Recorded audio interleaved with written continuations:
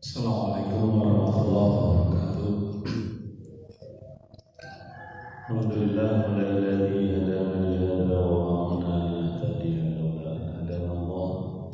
Asyhadu an la ilaha illallah wa asyhadu anna Muhammadan abduhu wa rasuluhu la nabiyya ba'da. Allahumma shalli wa sallim wa barik ala sayyidina Muhammadin wa ala alihi wa sahbihi ajma'in, amma ba'd. Ayyuhan nas ittaqullaha haqqa tuqatih wa la tamutunna illa wa antum muslimun. Shadaqallahu wa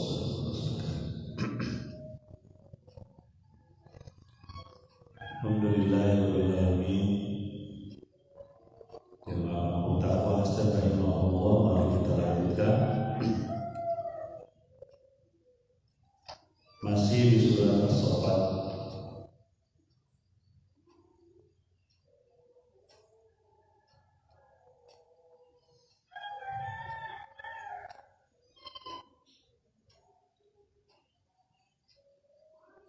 Kemarin kita sudah sampai di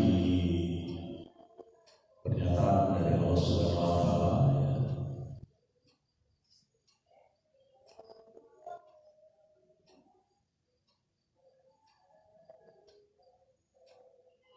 tentang Nabi Ilyas yang sebelumnya Nabi Ilyas, sesudahnya ada Nabi Lut yang di kaumnya dihancurkan oleh Allah Subhanahu wa taala. Sekarang kita masuk di ayat yang 139 surat As-Saffat. Bismillahirrahmanirrahim. Wa inna Yunusa minal mursalin. Sesungguhnya Yunus juga adalah bagian dari para rasul. Sekarang dimulai dengan kisah Yunus. Kisah Yunus disebutkan beberapa kali dalam Al-Quran. Surat Al-Anbiya juga disebutkan. Ada satu surat sendiri.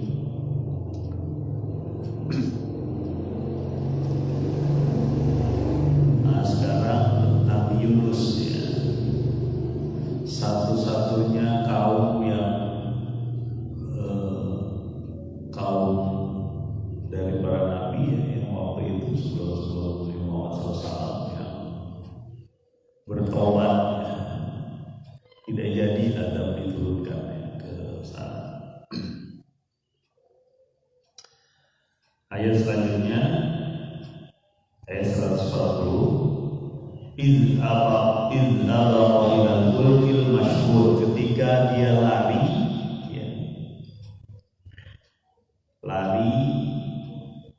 menuju satu kapal yang penuh muatannya. Jadi dia lari, berkemungkinan karena melihat kaumnya yang ingkar dan gak mau bertobat, dia lari sebelum ada perintah dari Allah untuk melakukan tindakan. Ini bahan pelajaran juga ini untuk Nabi Muhammad SAW ketika Al-Quran diturunkan. Termasuk bahan pelajaran juga bagi kita yang berusaha menyeru ke jalan Allah. Inna ilal fulkil masyhur. Jadi Yunus lari, tidak disebutkan sih tempatnya di mana Yunus itu, tapi yang jelas mungkin dekat dengan laut. Lalu dia lari ke pinggir pantai gitu ya. Ada perahu yang mau berlayar dan penuh yang muatan Yunus. Ayat selanjutnya ayat 141. Fasahama fakana minal mudhadhin. Lalu dia mengikuti undian dan dia termasuk yang dikalahkan. Jadi ketika dia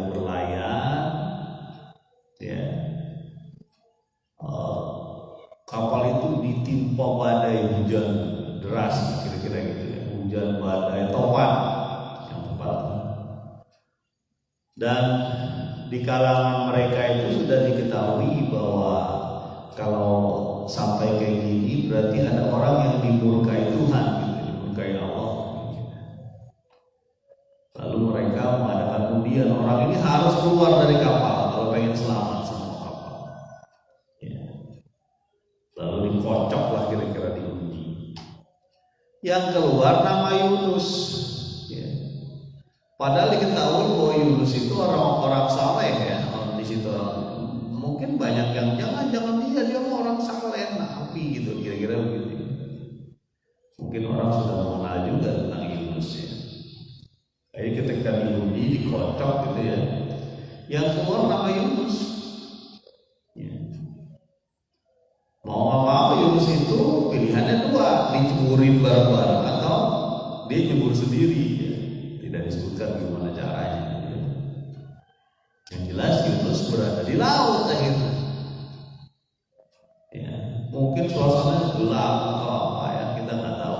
Siang atau malam belum paham dari itu. Akhirnya nyemburlah Yunus itu ke laut. Ya. Karena dia termasuk yang mudhati, yang dikalahkan. Artinya yang dikalahkan itu ya dia yang harus keluar dari kapal yang penuh muatan itu. Dilemparlah Yunus ke laut. Ya.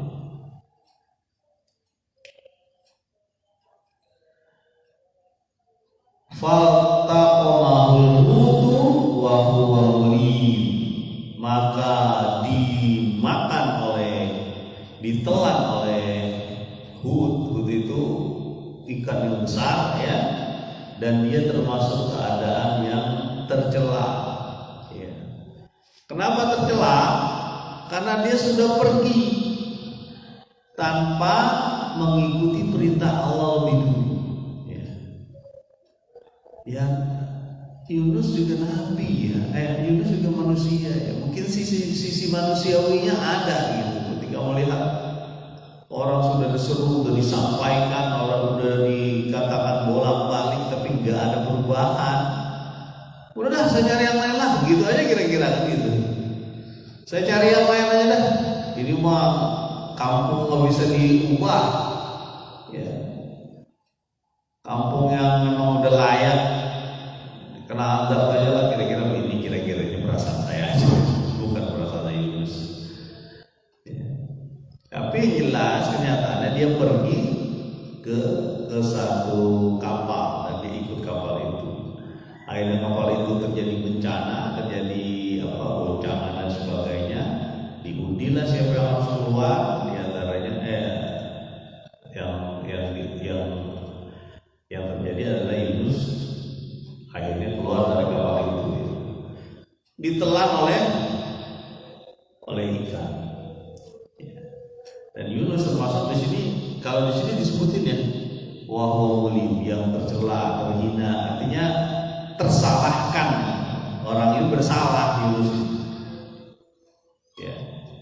Berkemungkinan bersalahnya adalah ketika dia tidak mengikuti perintah Allah, tidak mengikuti. Ya, jadi dia mungkin mengikuti hatinya ya. Perasaan manusia kan begitu ya. Ada aja rasanya itu ketika orang dibilangin enggak mau gitu.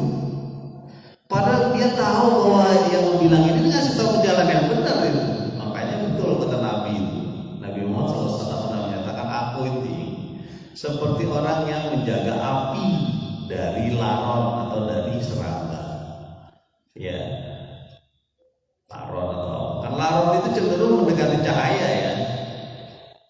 Nah, aku berusaha untuk mencegah kamu jangan ke situ gitu. Tapi banyak juga yang akhirnya mau ke cahaya itu ya, ke api tersebut sampai kebakar. Ya, kan mungkin dari sisi manusia ada rasa ya, orang belek banget, ngeyel, balelo, keras kepala. Udah saya cari yang lain lah kira-kira begitu.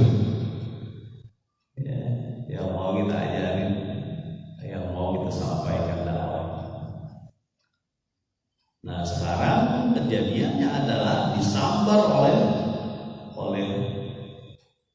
ikan yang besar. Ada di perut ikan. Ya. Enggak kebayang oleh kita bagaimana ditelan ikan gitu. Ya. Tahu-tahu masuk. Ya. Dengan gerakan yang cepat, mungkin tidak tahu. Tapi itu semua adalah dalam takdir Allah yang lupa.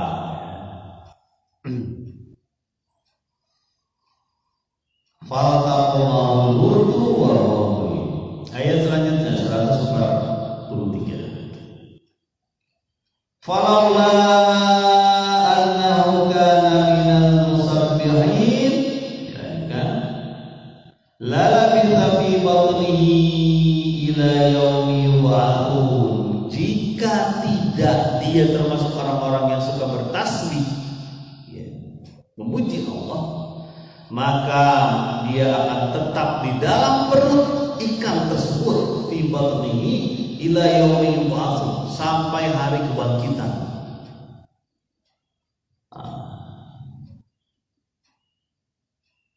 Jadi kata-kata ini memang agak menarik. Ya bukan agak menarik ya. Kita bertanya-tanya ya, apa maksudnya ya? Pertama, ketika Yunus ditelan, hidup atau mati? Pertanyaannya begitu ya, hidup atau mati Yunus ditelan? Hidup. Ya. Makanya bisa saja Allah menghidupkan orangnya.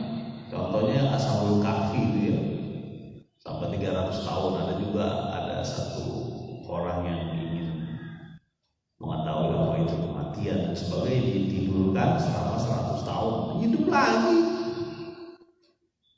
Jadi kalau siapa Zakir Naik itu mengumpamakan ya,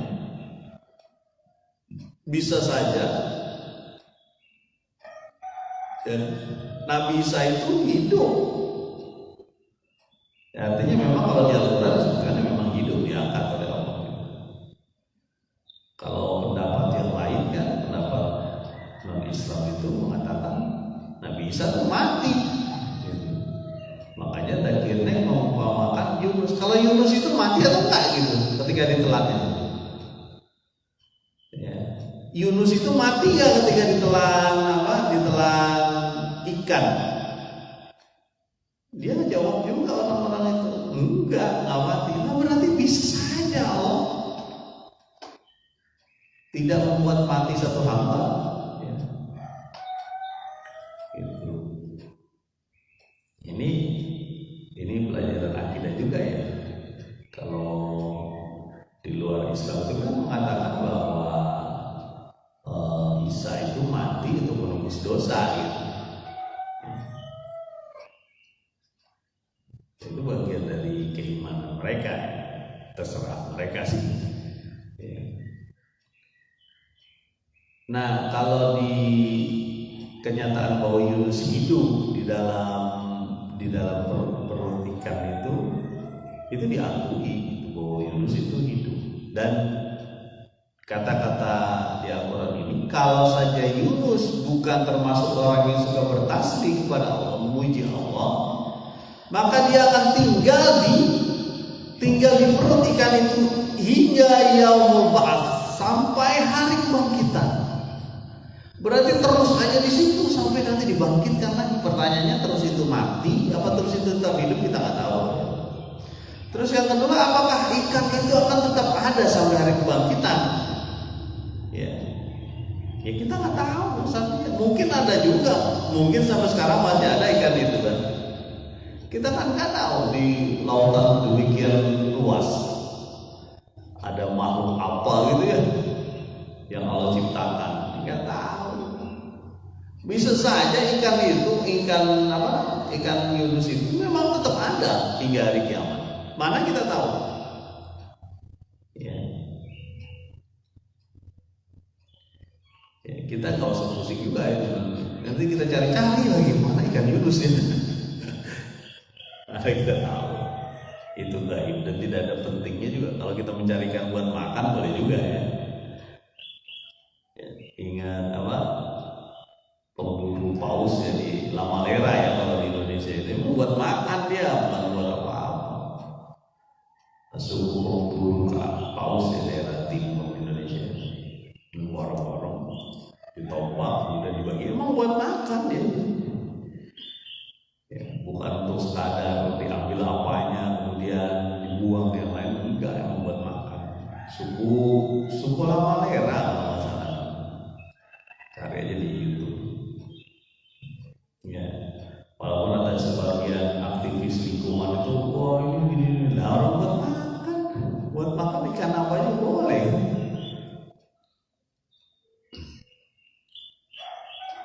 Kembali lagi, jadi Nabi Yunus bertasbih. Ya, sebagai orang yang suka bertasbih, dia bertasbih.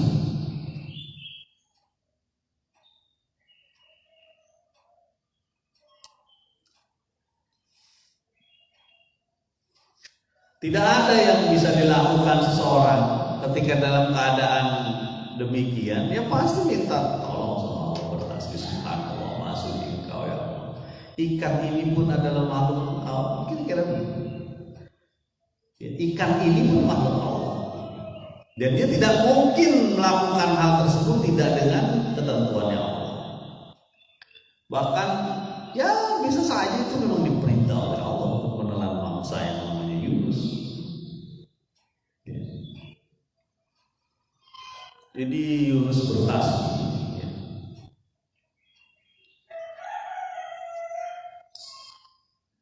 145. Fanabadnahu bil ara'i wa huwa saqim. Lalu ikan itu mengeluarkan dia ya. Kemudian ada di daratan yang kering atau tandus gitu ya. Dan dia dalam keadaan sakit. Ya sakit lah, mungkin dilempar atau gimana ya. Waktunya berapa hari gitu. Bahkan ada yang mengatakan dia nggak pakai baju, jadinya sobek-sobek apa gimana. Dalam keadaan sakit, Yunus lemah. Ya. Satu-satunya orang yang keluar dari perut ikan kembali. Ya. Mungkin kalau di mana-mana masuk perut buaya, masuk perut ular, masuk perut ikan nggak pernah balik lagi.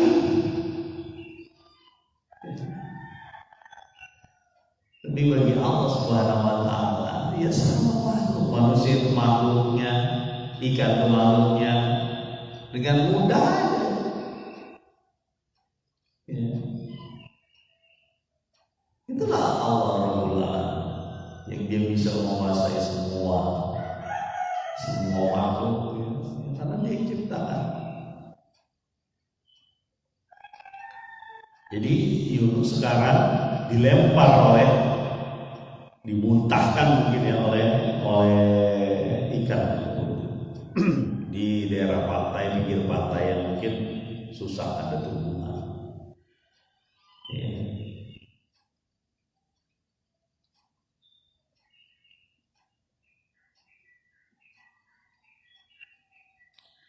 Wa ambatna ayat 146. Wa ambatna alaihi syajaratan min yaqtin. Lalu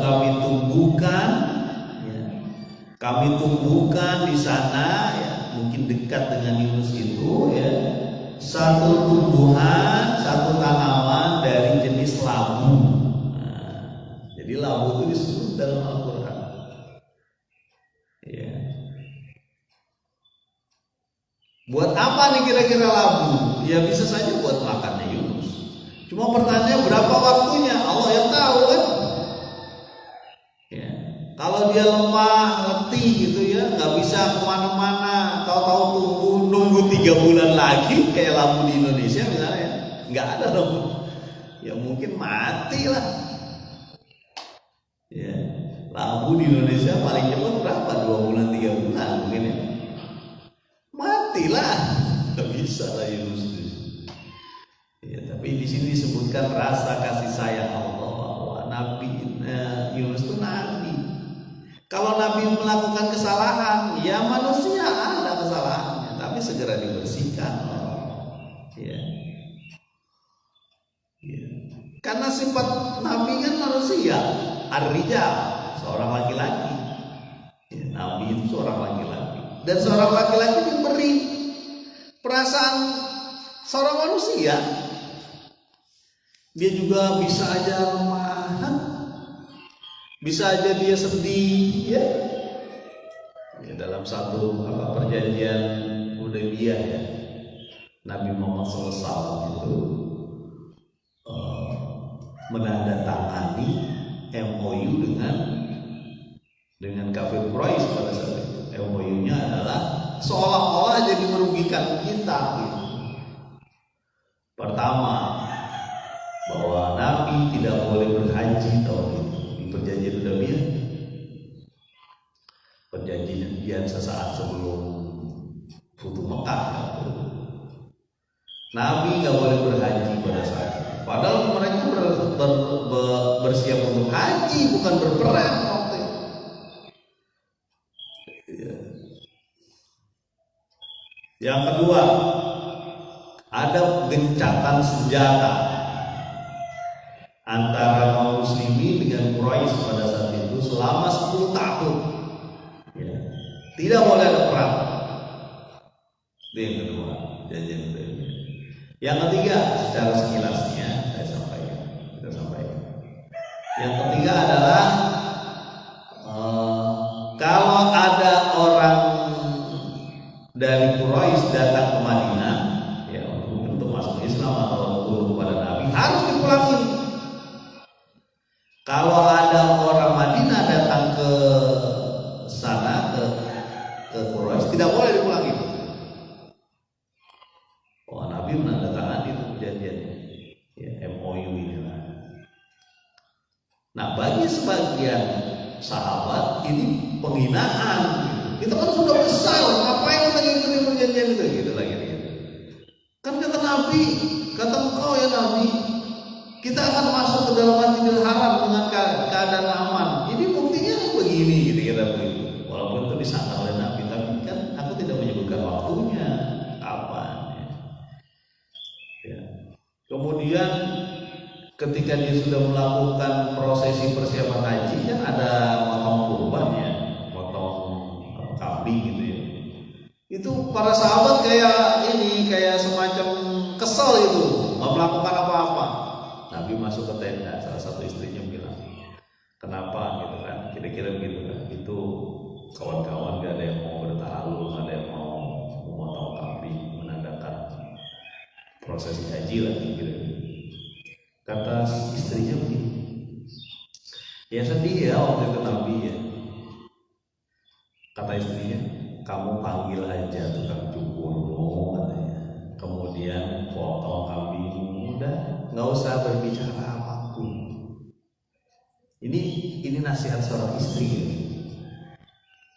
Dia tahu lah ini suami saya dulu usaha atau siapa nama istri yang diajak pada saat itu. Kemudian Nabi melakukan itu. Nabi memotong kambing, manggil tukang cukur. Nah, ketika Nabi tidak ngomong apa-apa tapi melakukan satu proses dalam haji itu ya, akhirnya sahabat sadar. Ya. Akhirnya semua pada memotong kambing. Jadi wajarnya memang manusia itu pasti ketemu dengan hal seperti itu. Yang jelas tidak boleh ada kemaksiatan.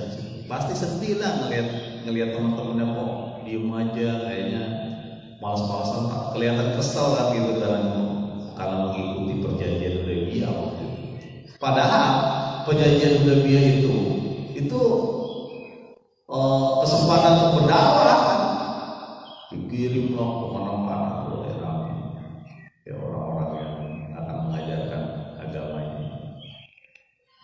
Jadi wajar ini sampai kisah Yunus sampai ke sini tadi apa ya? Ya.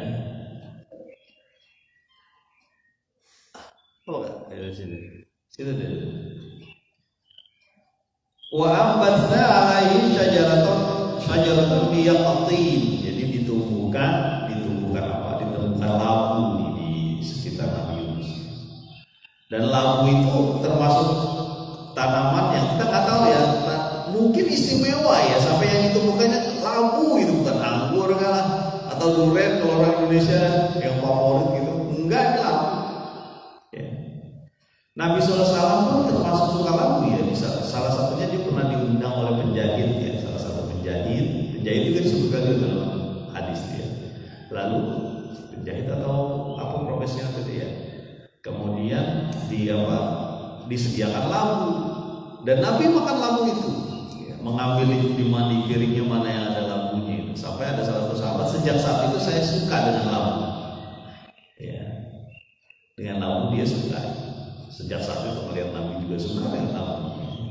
Kita makan labu tadi deh. Kita makan labu tadi. Tadi pagi kebetulan saya pakai labu juga. Dibikin sop. Alhamdulillah.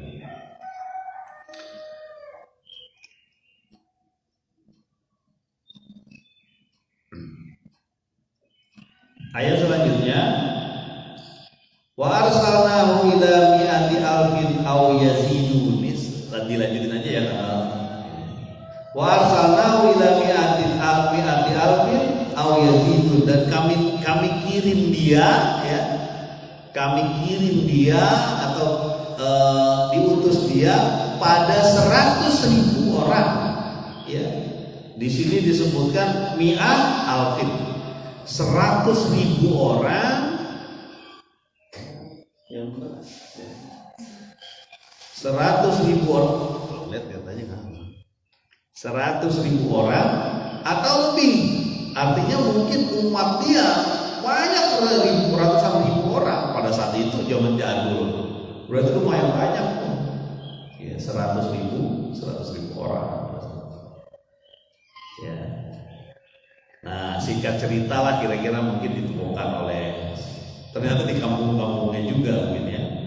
Dan orang-orang ini orang-orang yang bertaubat. Akhirnya nggak jadilah azab itu turunkan. Jadi kampung yang keimanannya diterima itu kampungnya Yunus. Ya, dia bertaubat, diingatkan oleh Yunus yang pergi orangnya taubat gitu. Orang-orangnya taubat, nggak jadilah kira-kira azab itu datang. Ya, mudah-mudahan kita bertobat seperti tobatnya kaumnya Nabi Yunus nih. Jangan sampai murka Allah datang. Ya. Fa'amanu famatta'nahum ilahin. Lalu mereka beriman dan Allah berikan sampai waktu tertentu kenikmatan. Ya, sampai nanti ditentukan. Jadi ini ada beberapa tipe-tipe perjuangan Nabi ya, termasuk sampai Nabi Yunus. Nabi Muhammad kan bisa memilih mau pakai yang mana gitu. Ya, mau gaya Nuh yang sama bertahun-tahun gitu ya. Kemudian ada Musa di situ, ada Lut di situ ya, bahkan ada Lut di situ. Ya, ada Ilyas di situ sampai Yunus di situ. Ya. Dan ini juga dari garis yang sama, garis tauhid, garis menyembah Allah. Semuanya ada resiko-resiko yang akan ditanggung oleh seorang nabi, seorang yang menyeru kepada Allah, sampai ditelan oleh ikan. Ya. Ada yang mungkin dikejar-kejar, ada yang dibakar dengan api, ya, Nabi Ibrahim. Ya. Musa dulu begitu, ya, Bani Israel anaknya disembelih, ya, anak lakinya. Banyak resiko-resiko. Itu bagian dari perjuangan di jalan Allah. Mudah-mudahan bermanfaat. Subhanakallahumma wa bihamdika asyhadu an la ilaha illa anta astaghfiruka wa atubu ilaik. Assalamualaikum warahmatullahi wabarakatuh.